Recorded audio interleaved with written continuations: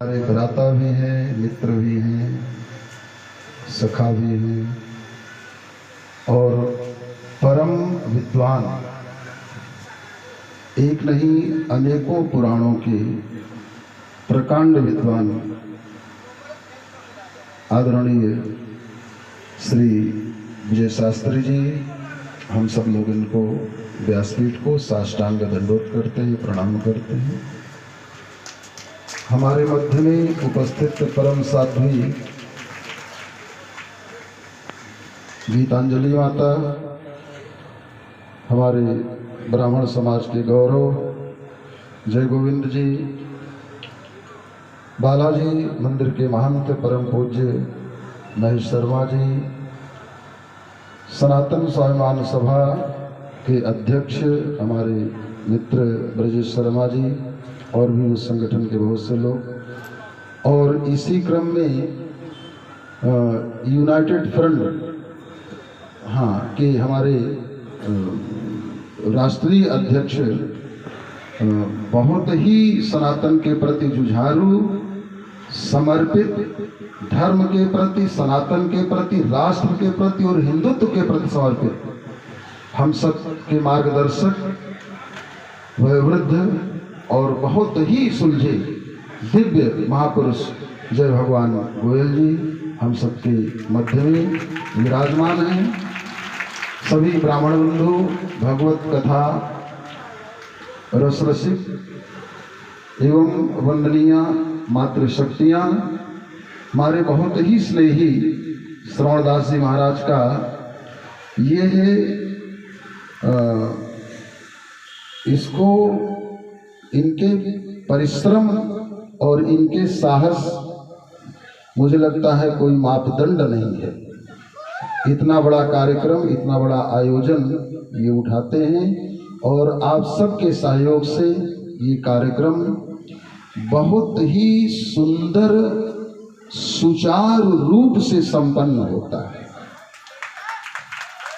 आप सबके अंतर हृदय में विराजमान भगवान श्री राधा माधव के मंगलमय स्वरूप को मैं भगवत भाव से नमन करता हूँ, वंदन करता हूँ।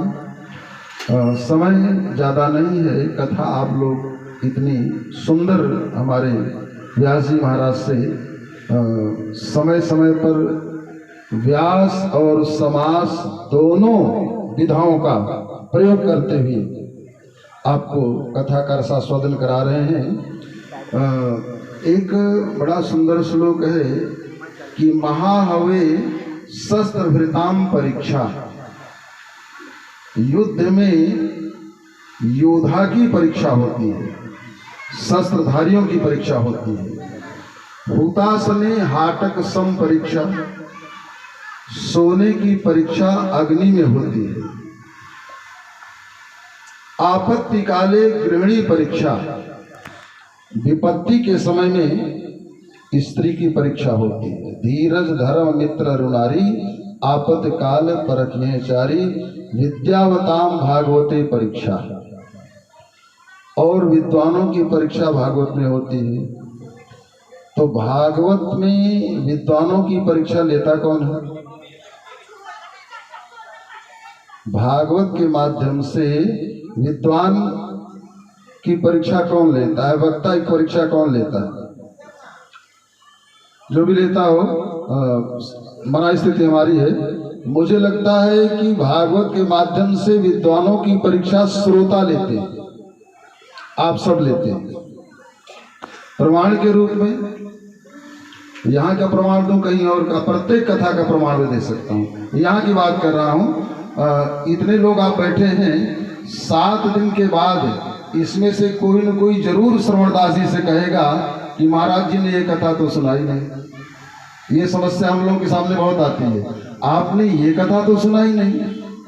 तो हम तो सीधा कहते हैं कि भगत जी, माता जी, आप जितना जानते हैं उतना मैं नहीं जानता। नहीं, आप तो, हमने कहा ना, प्रमाण सी बात का है। देखो, मैं नहीं जानता, मैं नहीं सुनाया, और आप जानते हैं, आपने पूछ लिया। तो विद्वान भागवत के माध्यम से विद्वानों की परीक्षा श्रोतागण लेते हैं। हाँ, श्रोता प्रबुद्ध होते हैं, सुबुद्ध होते हैं, ज्यादा विद्वान होते हैं, लेकिन एक बात कभी कभी मैं विचार करता हूँ कि हम लोग केवल कथा बोलते हैं, केवल कथा सुनते हैं, उस पर कभी समीक्षा करते हैं, उस पर कभी दिमाग लगाते हैं। एक छोटा सा उदाहरण भागवत में, अभी आप लोग समुद्र मंथन कथा सुन रहे थे और हमारे पूज्य व्यास जी उसमें से 14 रत्नों की बात कर रहे थे। आप में से कोई इस बात को बताएगा कि पहला रत्न उसमें से मणि निकली? मणि जल से निकलती है या पहाड़ से निकलती है? मोती तो निकलता है समुद्र से। हाथी उसमें से निकला, एक रत्न है। हाथी पानी का जानवर है, हाथी पानी से निकलेगा, पानी में जिंदा रहेगा हाथी। उसमें से घोड़ा निकला, घोड़ा समुद्र की चीज है, घोड़ा समुद्र से। कामधेनु गाय निकली, ये सब थलचर है, न कि जलचर है। जलचर जीव तो समुद्र से निकल सकते हैं, लेकिन अगर थलचर जीव निकल रहे हैं, मतलब इसका सीधा सा है कि एक पंक्ति है, कहीं पे निगाहें और कहीं पे निशाना। हमारे शास्त्रों की एक अद्भुत विशेषता है, एक परम विशेषता है। किसी भी पुराण को आप उठाकर देख लो, किसी भी ग्रंथ को आप उठाकर देख लो, सहज रूप में उनके प्रसंगों का अर्थ कुछ और बनता है, लेकिन आध्यात्मिक दृष्टिकोण से उनका संकेत कहीं और जाता है, उनका उद्देश्य कहीं और जाता है। हम लोग साधारण अर्थों को पकड़ कर बैठे हैं। अरे एक सीधी सी बात है, वही भागवत के महात्म्य प्रसंग आता है कि धुंधकारी प्रेत हो गया पाप करने के बाद, और भागवत कथा सुनने का मौका मिल गया। गोकर्ण ने उसका आह्वान किया, वो कथा सुनो, और धुंधकारी प्रेत बन करके आया, कथा सुनो और मुक्ति को प्राप्त कर लिया। श्लोक स्पष्ट व्यास जी लिखते हैं, धन्या भागवती वार्ता प्रेत